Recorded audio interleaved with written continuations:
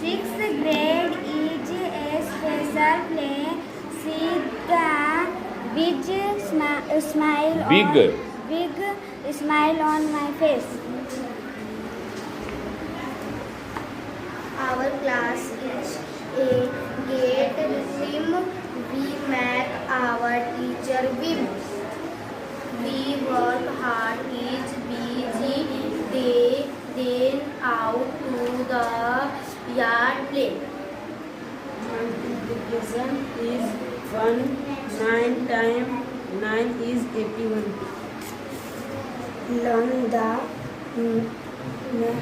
math fun था 10 practice again done again. Play a game, sing song, lawyer of and school L year long. Books to read, poems to set, learning new things every day. Writing, reading, studying, do so much to love, much to do. History, geography, science to be, and we learn about the ocean. Working hard in the year and we are classmates and good friends. Very progress of the progress very little read for the 7th grade. 6th grade is a special. Please see the place see the big smile on my face. बहुत अच्छे। सुनवा दो 3 time 3। बिल्कुल।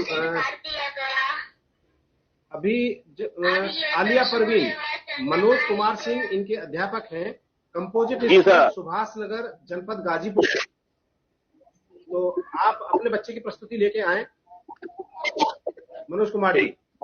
मैं Manoj Kumar Singh composite विद्यालय सुभाष नगर, नगर क्षेत्र गाजीपुर से हूँ। मेरे विद्यालय की कक्षा 3 की छात्रा आलिया परवीन आपके समक्ष एक कहानी प्रस्तुत कर रही है, जिसका शीर्षक है अमृत मंथन। अगली आवाज आलिया की होगी। मैं माइक्रोफोन आलिया को देता हूँ। इनका वीडियो ऑन कर दीजिए।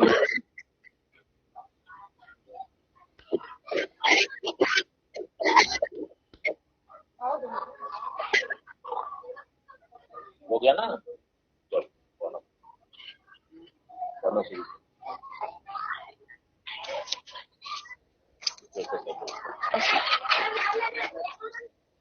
दूर, बहुत दूर मेरू नाम का एक सुनहरा पर्वत है।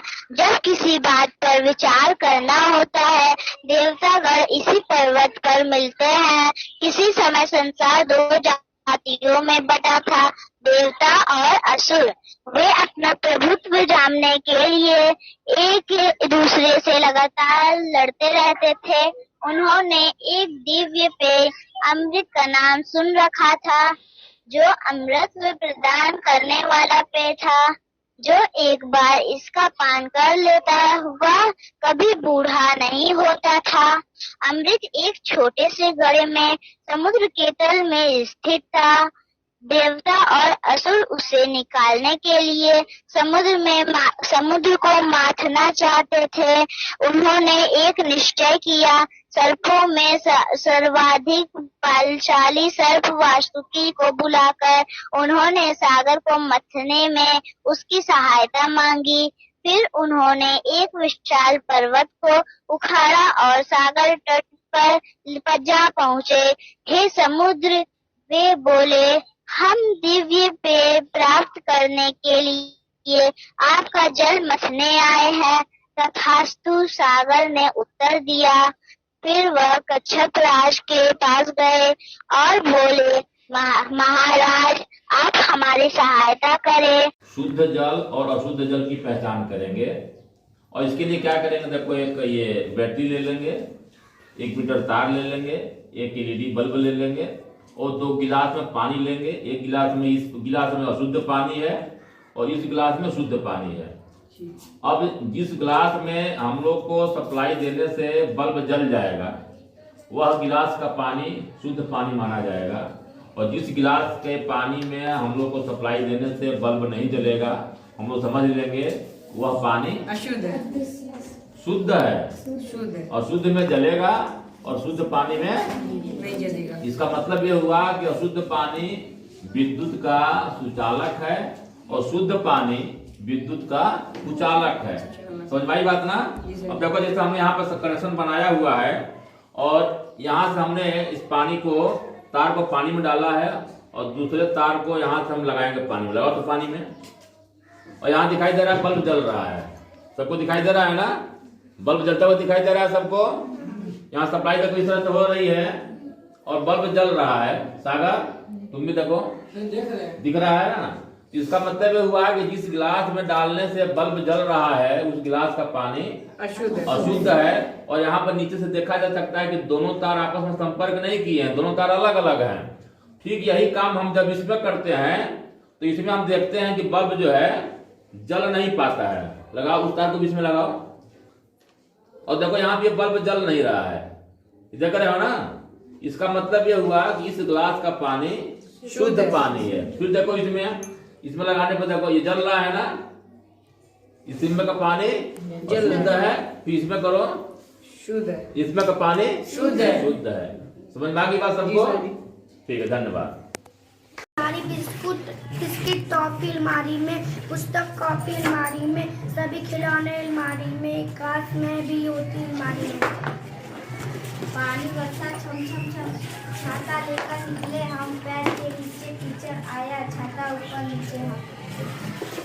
आधी आता कान कुछ और सुन लाता, नहीं किसी को सैर कराता, नहीं किसी का बोझ उठाता। मेरी तो कुछ समझ में नहीं आता, हाथी जाता हाथी आप जाता। एक लाल चिट्ठी थी, एक काली चिट्ठी थी, लाल चिट्ठी चावल खाए दाल लाई, काली चिट्ठी दान जट कर आ गई। एक लाल चिट्ठी थी, एक काली चिट्ठी थी, लाया चिट्ठी चावल खाए दाने लाए, काली चिट्ठी दान चीट कर गई।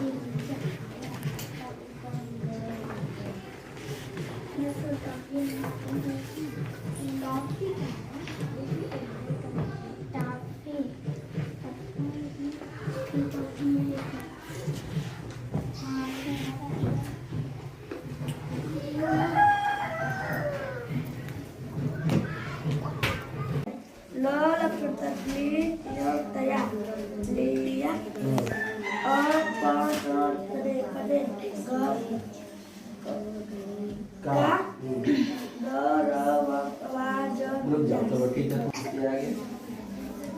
खड़े हो जाइए।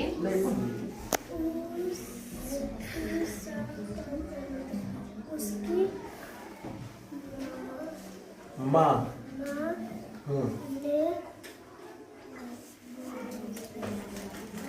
मिला के पढ़ते नहीं हो घर पर?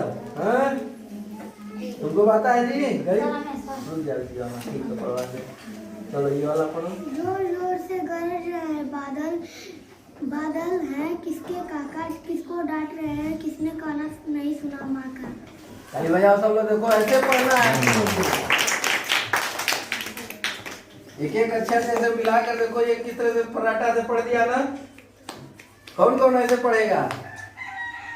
सभी लोग हाथ नहीं उठा रहे हो, पढ़ने में मजा नहीं आ रहा है। गा कर मैडम इसी सब का कुछ एक्टिविटी कराई होंगी ना?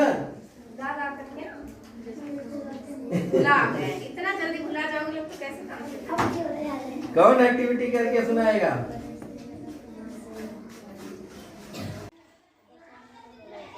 प्यारे बच्चों, आप देख रहे हो ये हमारी भोजन की थाली है और इस थाली में हम ये देखेंगे कि हमारी थाली में संतुलित भोजन के सभी मुख्य पोषक तत्व या मुख्य आहार उपस्थित है या नहीं है। आप ध्यान देंगे इसमें किनारे की तरफ आप यहाँ देखेंगे ये रोटी है, सबको जानकारी है ये रोटी है।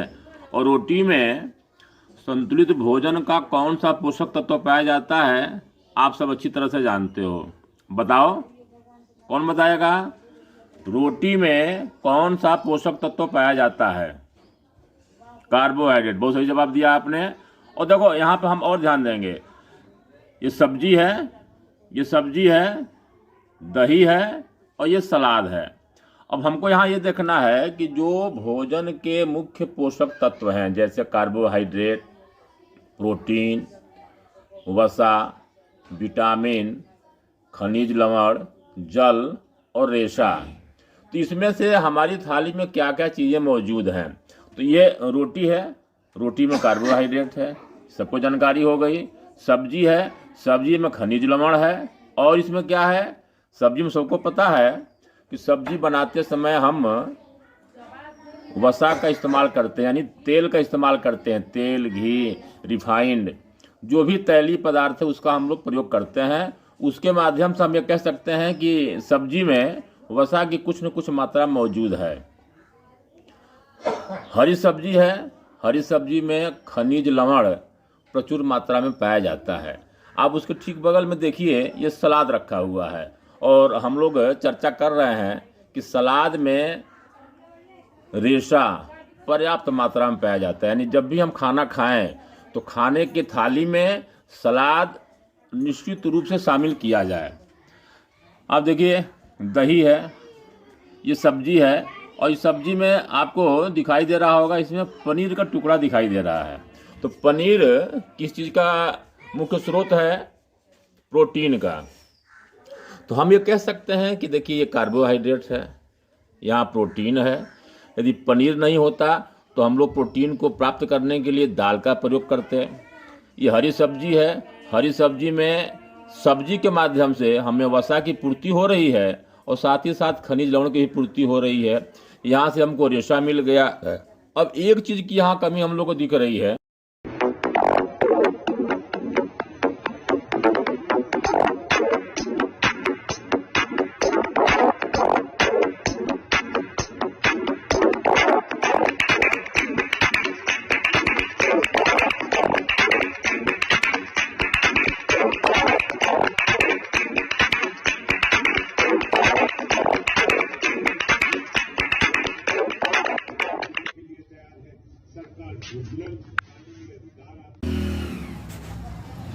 यहाँ पर ध्यान दीजिए, यहाँ पर स्क्रीन पर आपको कार्बोहाइड्रेट के स्रोत दिखाए जा रहे हैं और इसमें ऐसी कोई चीज़ नहीं है जिसे आप पहचानते नहीं हैं। हम लोग चर्चा कर रहे थे पिछले दिनों भी कि कार्बोहाइड्रेट मुख्य रूप से उन खाद्य पदार्थों में पाए जाते हैं जिनका स्वाद मीठा होता है। जैसे यहाँ पर देखिए, यहाँ पर आपको ये गेहूँ दिखाई दे रहा है, ये गेहूँ है। गेहूँ से हम लोग गेहूँ को किस रूप में इस्तेमाल करते हैं? रोटी के रूप में, दलिया के रूप में। ठीक उसके बगल में देखिए बाजरा है, बाजरा में भी कार्बोहाइड्रेट प्रचुर मात्रा में पाया जाता है। यहाँ देखिए बगल में मक्का रखा हुआ है जिसे हम लोग भुट्टा कहते हैं। मक्का के बगल में पपीता है, गन्ना है, ये तरबूज है, गर्मी के दिनों में प्रायः इसका हम लोग सेवन करते हैं। ये आम है, आम के बगल में देखिए यहाँ पर ये आलू है और ये चावल है और ये शकरकंद है। और लगभग मैं समझता हूँ कि इसमें सभी चीज़ों का सेवन हम सब लोग किसी न किसी सीजन में अवश्य करते हैं। यानी इन सब चीज़ों का सेवन करके हम अपने शरीर में कार्बोहाइड्रेट की आपूर्ति कर लेते हैं।